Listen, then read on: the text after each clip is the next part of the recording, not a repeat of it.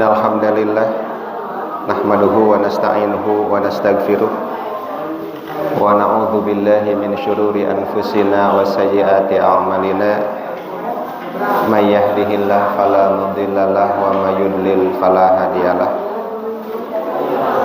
wa asyhadu an la ilaha illallah wahdahu la syarikalah wa asyhadu anna Muhammadan abduhu wa rasuluh amma ba'du.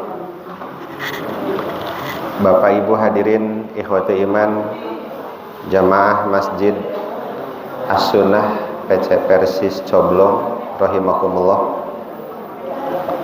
Insyaallah di malam ini kita melanjutkan kajian Tauhid Kitab Fathul Majid, memasuki bab yang baru, Babul Khaufi Minasyirki, bab mesti takut, harus takut tentang syirik.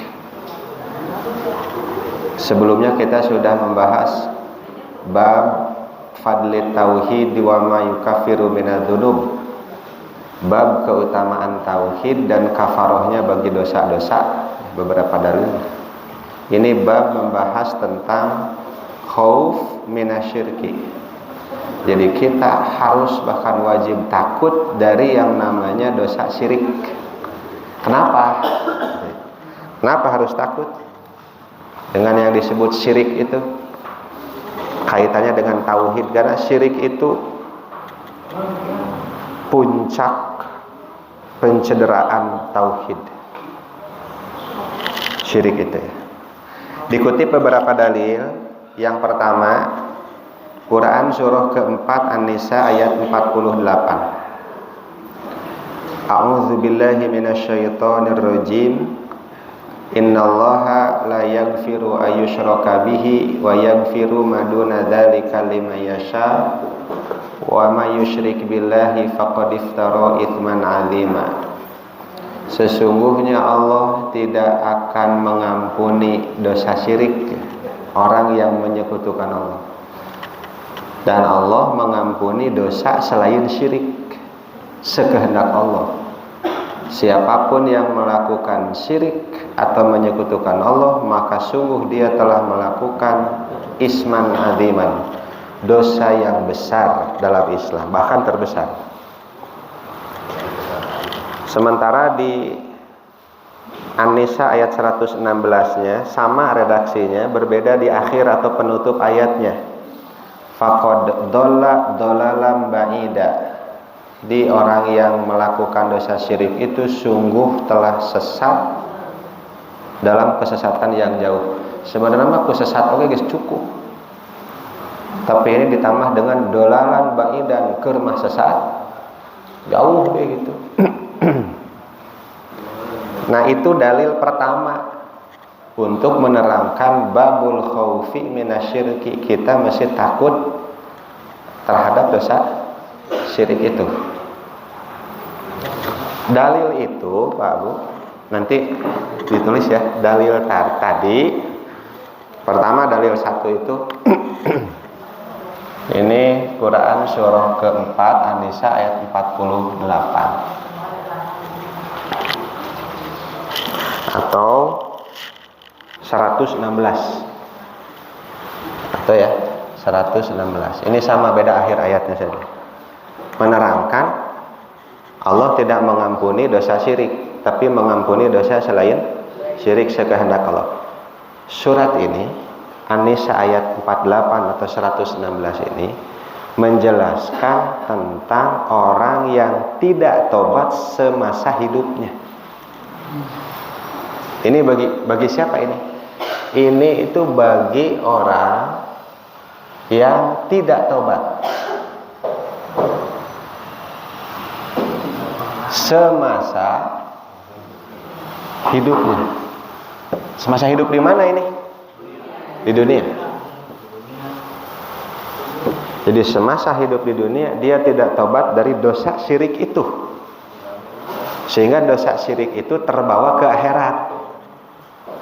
Kalau sudah terbawa ke akhirat, Allah berfirman begini, Allah tidak mengampuni dosa syirik. Dan bisa saja sekehendak Allah mengampuni dosa selain syirik. Bagi siapa? Bagi ini orang yang tidak bertobat semasa hidupnya di dunia. Sedangkan bagi orang yang semasa hidup di dunianya dia bertobat dari dosa-dosanya termasuk syirik, maka Allah ampuni. Dalilnya di Quran surah Az-Zumar surah 39 ayat 53. Qul ya ibadiyalladzina asrafu ala anfusihim, katakanlah olehmu Muhammad sallallahu alaihi wasallam, hei hamba-hambaku yang melakukan dosa apapun itu, la taqnatu mir rahmatillah, jangan sekali-kali kalian putus asa dari rahmat Allah. Jadi Allah membuka pintu lebar-lebar bagi siapapun yang ingin kembali kepada Allah, siapapun yang ingin bertobat. Pintu optimisme dibuka. Dosa apa yang sudah dilakukan? Apapun itu. Dosa apapun itu yang sudah dilakukan oleh manusia, ketika manusia itu hidup kemudian dia bertobat, innallaha yaghfiru dzunuba jami'an. Sesungguhnya Allah mengampuni seluruh dosa termasuk syirik. Nah di Az-Zumar itu bagi siapapun orang yang semasa hidupnya di alam dunia bertobat. Tapi kalau semasa hidupnya di alam dunia itu tidak bertobat, dosa-dosa itu terbawa mati, nah maka Allah menyatakan An-Nisa 48 itu, dosa syirik tidak akan aku ampuni. Tapi kalau dosa selain syirik, bisa saja aku ampuni, bisa saja tidak. Itu bagi orang yang tidak bertobat semasa hidup di dunia. Tuh ya. Kemudian dalam kitab diterangkan, fatabayyana bihadhil ayati anna syirka a'dhamu dzunub. Ayat ini pula menerangkan yang namanya syirik adalah sebesar-besar dosa, bakal dosa nomor hiji bahkan deh. Ranking kahiji teh pan syirik dosa itu. Hadisnya sudah atau belum ya di bab mana itu? Itu riwayat Imam Bukhari dari sahabat Abi Bakrah. Rasulullah SAW pernah bersabda, ala unabbiukum bi akbaril kabair, mau tidak aku kabarkan pada kalian dosa-dosa besar? Qalu bala ya Rasulullah. Tentu ya Rasulullah, kami mau tahu dosa-dosa besar itu apa. Qala, Rasul menyatakan pertama kali al-isyraku billah, kamu sekutukan Allah, cukup itu dosa terbesar dalam Islam. Di kitab diterangkan gitu. Li'anna Allah Ta'ala akhbaro, karena sesungguhnya Allah mengkabarkan, maksudnya melalui firman-Nya ini, An-Nisa 48 dan 116 itu.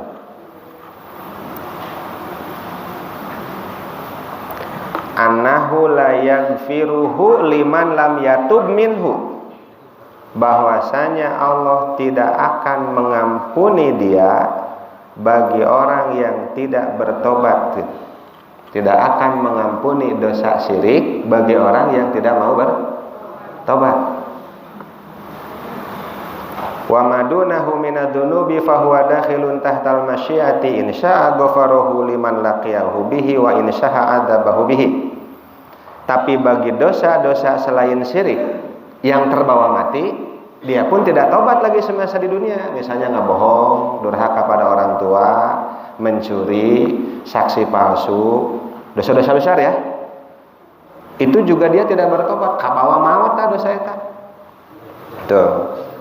Maka dosa-dosa itu ada di bawah kehendak Allah. Jika Allah kehendaki bisa saja Allah ampuni, jika Allah tidak berkehendak tidak diampuni, Allah azab. Kuma Allah etam. Tapi kalau syirik jelas tidak diampuni. Kalau tidak diampuni ke neraka. Liman laqiyahu bihi, bagi orang yang menemui Allah dengan dosa itu. Orang yang menemui Allah dengan membawa dosa syirik, kapan berarti? Akhirat. Ini bagi orang yang menemui Allah dengan membawa dosa syirik. Kita menemui Allah itu kapan? Di dunia, di akhirat. Ya, maka saya tulis di situ, orang tidak tobat semasa hidup di dunia sampai dosanya terbawa mati ke akhirat, sampai menghadap Allah membawa dosa-dosa itu. Maka di kajian tafsir Pak Bu, kajian tafsir subuh ya, waktu di bawah kalau nggak salah tuh di juz 30 di Quran surah Al-Insyiqaq ayat 6. Ya ayyuhal insanu innaka kadihun ila rabbika kadhan famulaqih. Wahai manusia, sesungguhnya engkau sudah berusaha nepikeun ka capek menuju kepada Allah dengan suatu usaha yang memang yang melelahkan. Famulaqihi, maka kamu akan menemuinya.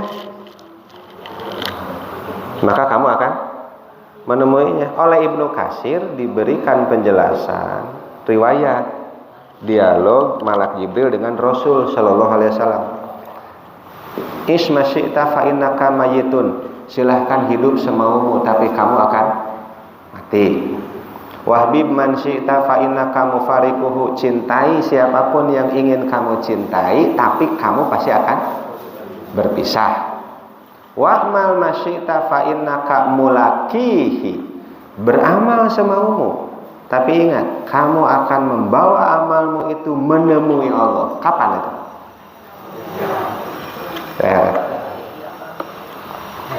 Lamun kitu mah Pak Bu, Bapak Ibu bisa paham ya? Ayat itu menerangkan tentang ini. Kalau begitu, syarat tobat itu yang pertama apa?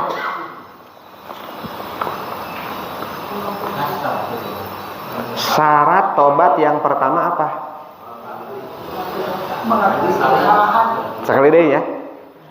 An-Nisa ayat 48 atau 116 menerangkan bahwa dosa syirik itu tidak akan Allah ampuni jika terbawa mati, tidak tobat selama hidup di dunia, tidak akan diampuni ya. Kalau dosa-dosa selain syirik meskipun tidak ditobati, terbawa mati, bisa saja Allah ampuni, bisa saja tidak. Kalau begitu syarat tobat yang pertama apa? Hidup di dunia. Ya benar Bang Eman. Hidup di dunia kalau begitu syaratnya. Bukan menyesal, menyesal mah kemudian. Menyesal mah kemudian, karena di akhirat juga kan kita hidup. Menyesal tidak? Menyesal. Sampai orang-orang kafir juga menyesal di An-Naba ayat terakhir, ya laitani kuntu turoba. Aduh ya Allah. Laita itu pengharapan. Mun seug bareto teh urang di dunia teh jadi tanah, dia kan menyesal. Bisa enggak tobat? Padahal penyesalan ada. Kenapa? Karena sudah mati, karena hidup di alam dunia sudah beres. Jadi syarat yang pertama itu dalam hal tobat itu adalah masih hidup di alam. Maka dari itu Rasul Shallallahu Alaihi Wasallam mencontohkan di hadis riwayat Imam Bukhari dari Abu Hurairah.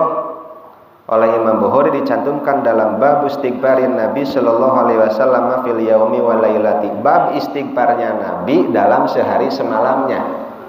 Berarti ungalinten. Bagaimana sabda beliau? Wallahi inni la astaghfirullah wa atubu ilaihi fil yaumi aktsara min 70 marratan. Demi Allah, aku bertaubat kepada Allah, beristighfar kepada Allah satu hari itu lebih dari 70 kali.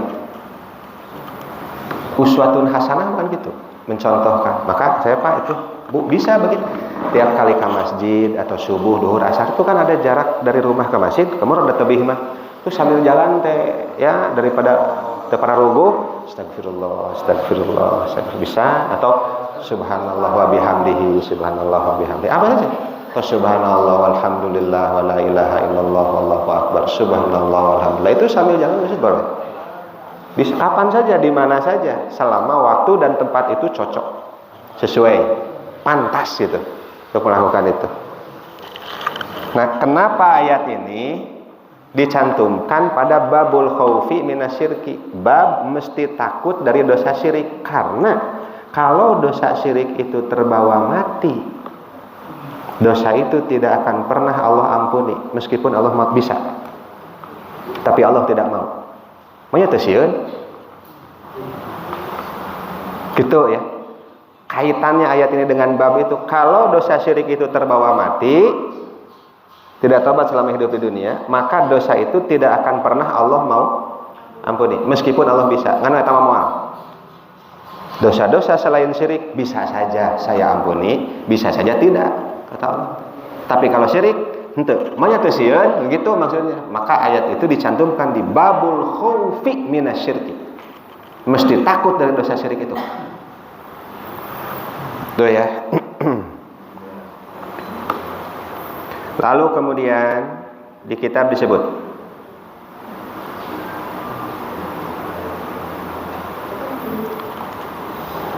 wali annahu munakisun lil maksudi bil khalqi wal amri, karena syirik itu menyalahi maksud penciptaan. Syirik itu menyalahi maksud penciptaan. Memang kita diciptakan oleh Allah, itu maksudnya apa? Untuk apa kita diciptakan itu? Beribadah kepada saja, untuk ikhlas ya. Dalilnya di ayat 56 itu yang awal, wa ma khalaqtul jinna wal insa illa liya'budun, asal nama liya'buduni. Tidaklah aku ciptakan jin dan manusia kecuali hanya untuk beribadah kepadaku saja. Kalau nanti kamu ibadah atau taat kepada selainku sebagaimana taat kepadaku, maka kamu asyirku. Makanya syirik itu adalah penyimpangan dari maksud tujuan penciptaan manusia. Penyimpangan dari maksud tujuan penciptaan manusia. Diciptakan tesangkan ikhlas, malah syirik. Ya, maka dari itu wajar saja ini tidak diampuni oleh Allah kalau terbawa mati. Kemudian famata khala minhu khoroba wa qamatil qiyamatu. Kalaulah nanti yang namanya la ilaha illallah itu sudah kosong alam dunia dari hal itu, nama Allah bisa disebut-sebut deui, tauhid itu sudah luntur semua, bahkan sudah rusak. Khoroba, datang kehancuran. Wa qamatil qiyamatu, datang kiamat. Sebagaimana Rasul bersabda, dikutip ke hadis riwayat Imam Muslim. Sabda beliau begini, la taqumus sa'atu hatta la yuqalu fil ardi Allah, Allah. Tidak akan terjadi dulu kiamat sehingga tidak disebut di bumi itu nama Allah. Allah, Allah. Maksud nama orang-orang kalau sudah banyak melakukan kesyirikan, ternyata di beresan nanti baru terjadi kiamat. Selama masih ada yang bertauhid mual. Tuh ya, ada syirik makan kotor. Mun kotor kudu dibersihan. Dibersihan teh sakaligus iku kiamat. Tuh hati-hati. Lalu kemudian timbul pertanyaan, ai syirik teh naon atuh? Syirik itu apa? Wali anna syirka, sesungguhnya syirik itu adalah tasbihun lil makhluki bil khaliqi ta'ala. Syirik itu adalah memperserupakan makhluk kepada khaliq, bukan memperserupakan khaliq kepada makhluk. Sakali deui ya. Syirik itu mempersamakan makhluk dengan khaliq, bukan mempersamakan khaliq dengan makhluk. Naon bedana? Ya. Ini ada khaliq. Khaliq itu artinya apa? Pencipta. Aya deui mah yang diciptakan. Nah, ini makhlukun mah yang dicipta. Orang mana ya? Kita di mana nih? Di sini ya. Ini manusia, di sini makhluk. Syirik itu memperserupakan atau menyamakan makhluk dengan khaliq. Bukan khaliq dengan makhluk, bukan. Karena kalau memperserupakan khaliq dengan makhluk, khaliq ditarik di luhur ke handap. Siapa yang bisa? Nggak bisa tuh. Posisi holik kan di sini, di atas. Makhluk itu kan di bawah. Mata ngadoa teh panan itu permohonan dari tingkat bawah ke tingkat atas di usul fikih itu. Talabul fi'li minal adna ilal a'la itu takrif doa. Permohonan dari tingkat bawah ke tingkat atas. Ieu orang bawah ya. Jadi bukan mempersamakan holik dengan makhluk, lain nurunkeun Allah ka handap, tapi mempersamakan makhluk dengan ngangkat makhluk ke posisi ieu. Sehingga posisinya ada di sini. Jadi seimbang. Taksirku teh eta.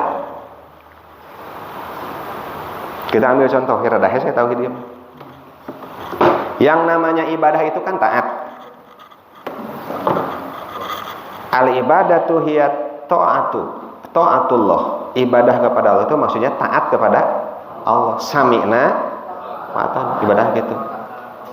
Ada syarat atau tidak? Tanpa syarat. Pokoknya sami'na wa ata'na tanpa syarat. Memerintahkan ini terlakukan, melarang ini tertinggalkan. Kan gitu. Nah, ini contoh bagi ini ya, memperserupakan atau menyamakan makhluk dengan holik tong tibalik. Naikkan makhluk kalau si holik. Maka dari itu, contoh-contohnya ini. Istri itu kan wajib taat pada suaminya. Taatnya istri pada suami itu bersyarat.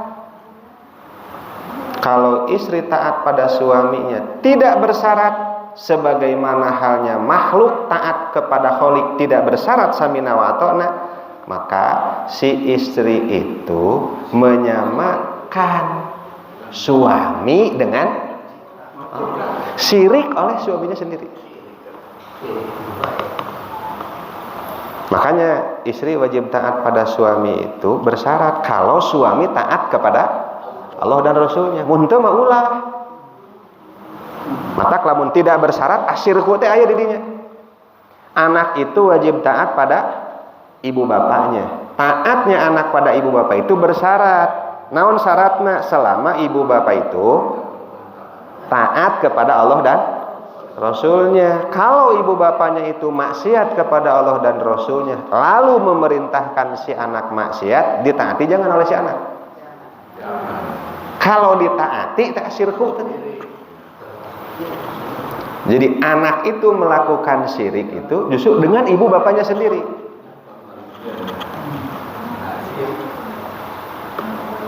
Itu. Begitupun nanti rakyat harus taat kepada ulil amri, pemimpin. Itu taatnya itu bersyarat. Bukan tanpa syarat. Kalau tanpa syarat pokoknya mah kumaha pamimpin, cek pamimpin anu harus begini. Cek pamimpin kieu kudu kieu. Meskipun menyimpang dari aturan syariat, taat we kana pamimpin eta asyirku karena dia mempersamakan makhluk dengan diangkat ka luhur. Namanya ifrat. Namun nurunkeun ka handap tafrid. Sama-sama salah dolim duana oge. Bahkan nanti ada sebahagian manusia yang mengangkat makhluk sampai ke derajat holik, menyamakan makhluk dengan holik. Itu makhluknya itu adalah utusannya, utusan holik. Tuh ya, sampai orang-orang Kristen dia mengangkat makhluk Allah. Meskipun bergelar Rasulullah Isa bin Maryam alaihissalam kan tetap makhluk, tapi disamakan posisinya dengan Allah, diangkat ke luhur, sehingga jadi Tuhan. Syirik teh atau ibnullah, anak Allah. Syirik teh. Contoh saja, bapak ibu kan punya keinginan hoyong anu pan gitu orang tanya. Nah buat boga kahayang atupanan anu hirup mah kitu. Ai hirup mah keur boga kahayang harus semangat. Ya mah ongko hirup keneh kahayang eueuh naon badan ajeg nu maot atuh. Ya selama hidup mah boga kahayang wajar, justru teu boga kahayang aneh. Hirup keneh apa gitu. Kenapa punya keinginan? Karena masih hidup. Nah, apakah setiap keinginan itu, keinginan itu dari hati ya, hawa nafsu itu harus terwujud? Pokoknya saya lamun hayang ieu kudu kieu, mun hayang itu kudu kitu, apa begitu? Henteu ya? Boleh mentaati keinginan, boleh? Nuturkeun kahayang boleh? Boleh, tapi bersyarat. Apa syaratnya? Selama tidak menyimpang dari Quran dan Sunnah. Tapi kalau seseorang itu mentaati dirinya sendiri, mentaati hawa nafsunya sendiri, mentaati atau mengikuti keinginannya sendiri tanpa syarat, pokoknya mah saya mau hayang kieu kieu, mun saya embung kieu moal, tanpa syarat, sebagaimana makhluk sami'na wa ata'na kepada Khalik, maka orang itu syirik dengan dirinya sendiri, dengan hawa nafsunya sendiri. Dulu nu kitu teh Firaun laknatullah, ana rabbukumul a'la, aku rob kalian yang maha tinggi, yang paling tinggi, semua keinginanku harus terjadi. Robbi, Allahku, itu ya, Tuhanku, Robku, kata Nabi Musa AS, itu yuhyi wa yumit. Bisa orang oke, sok ka dieu dua apa itu? Yang satu dibiarkan hidup, yang satu tanpa ada pikir panjang, nu penting masih ieu kudu paeh-paehan. Sesuai keinginannya, sesuai hawa nafsunya. Maka dia menyatakan ana rabbukumul, saya Tuhan kalian. Kalian semua harus taat kepada saya. Apapun yang saya mau harus dilakukan. Yang saya tidak mau jangan dilakukan. Saya Tuhan kalian. Kalian harus taat kepada saya tanpa syarat pan kitu. Firaun teh. Orang-orang modern bisa jadi eta teh Firaun modern. Ketika orang itu hidup sekeinginannya, sakahayangna, kumaha hawa nafsuna, meskipun keinginannya itu bertentangan dengan aturan syariat Allah. Urang teh dah hayang beunghar, kulantaran hayang beunghar mau teu naon mau oge nu penting mah urang hayang beunghar. Dia taat kepada hawa nafsunya tanpa syarat, sebagaimana kita harus taat kepada Allah tanpa syarat. Seseorang syirik dengan dirinya sendiri. Maka tadi kalau diungkapkan, bisa jadi manusia itu syirik justru dengan Rasul Allahnya sendiri, seperti orang Kristen. Kata kadek, hati-hati itu. Ya. Teruskan sini.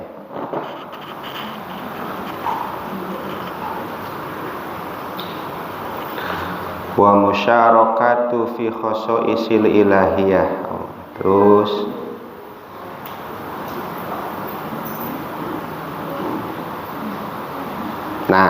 wa fil ayati raddun 'alal khawarijil mukaffirina bidzunub wa 'alal mu'tazilatil qailina bi anna ashabal kaba'iri yakhluduna fin nari wa laysu indahum bimu'minina wala kufarin. Ada ya sebagian kelompok namanya Khawarij. Kan terkenal gitu naon. Cuman mereka berpaham orang yang melakukan dosa besar itu kafir. Jadi seorang muslim nih, kalau melakukan dosa besar seperti syirik, meninggalkan salat, berbohong, membunuh, durhaka pada orang tua dan seterusnya, melakukan dosa besar, maka dia sungguh telah kafir. Mata resepna teh Khawarij teh ngakafir-kafirkeun we. Disebutnya gerakan takfiriyah, setak-setik kafir, saya kafir itu. Itu dari dulu ada namanya kelompok Khawarij. Ada juga kelompok yang lain, orang yang berdosa besar itu mukmin tidak, kafir tidak. Di mana tempatnya? Di tengah-tengah.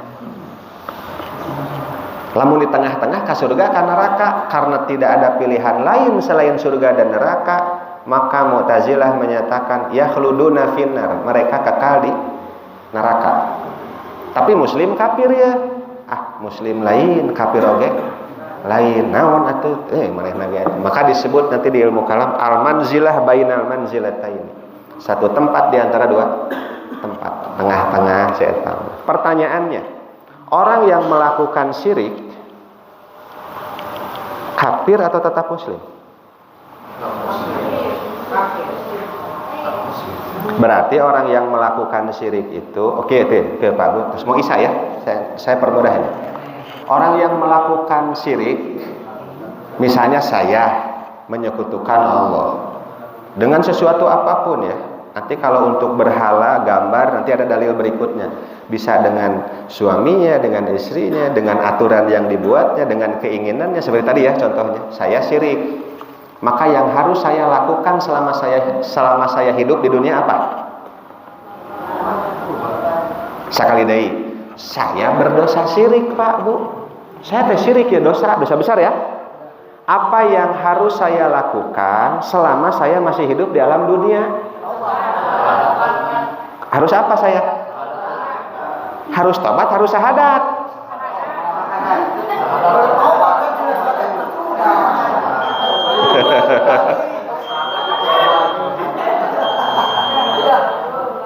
Saya ambil contoh lain. Rada menyinggung saya hese yang contoh teh itu. Neangan contoh teh hese Pak Bu kayak mikir sakedik. Aya maca kitab mah kieu neangan contoh nu hese mah. Begini saja. Bukan mungkin di antara kita pernah meninggalkan salat wajib meskipun sekali. Semasa kita akil balik. Dari mulai akil balik sampai Bapak Ibu sekarang 17 tahun ini ya semua ya. Mungkin pernah meninggalkan salat wajib meskipun sekali. Di hadis Nabi SAW disebut begini, man taraka sholata faqad kafar. Orang yang meninggalkan salat maksudnya yang wajib, teu salat nu wajib meskipun sakali maka semua telah kafir. Pernah nggak Bapak Ibu meninggalkan salat wajib meskipun sekali seumur hidup ketika akil balik sampai saat ini? Pernah tuh? Syahadat deui teh teh. Nah? Butuh tobat, butuh syahadat. Butuh tobat ya. Berarti pelaku dosa besar itu tetap muslim atau kafir? Kalau syahadatnya masih tetap terjaga, maka dia muslim.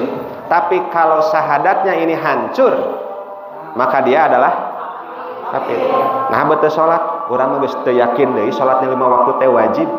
Dan saya juga tidak yakin Muhammad sebagai Rasulullah.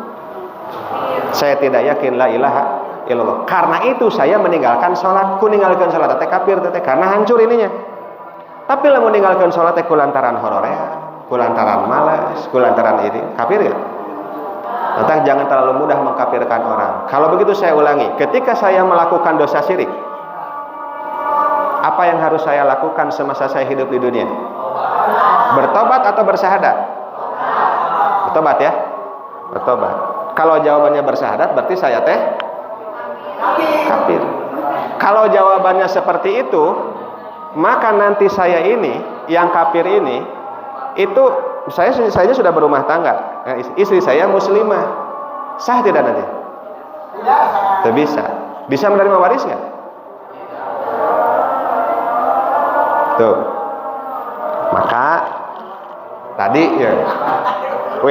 Penutup karena Isa Quran surah keempat An-Nisa ayat 48 atau 116 ini firman Allah yang menerangkan tentang orang yang tidak taubat semasa hidup di bukan orang yang tidak syahadat.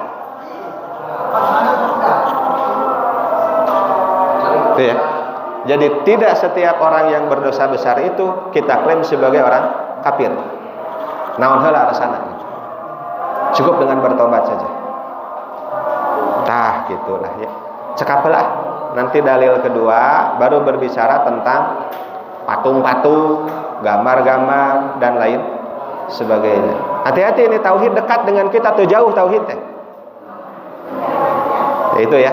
Bab harus khawatir terhadap dosa syirik, harus takut. Samina wa ata'na ghufranaka rabbana wa ilaikal masir. Aqulu qouli hadza wa astaghfirullah li wa lakum. Wassalamu alaikum warahmatullahi wabarakatuh.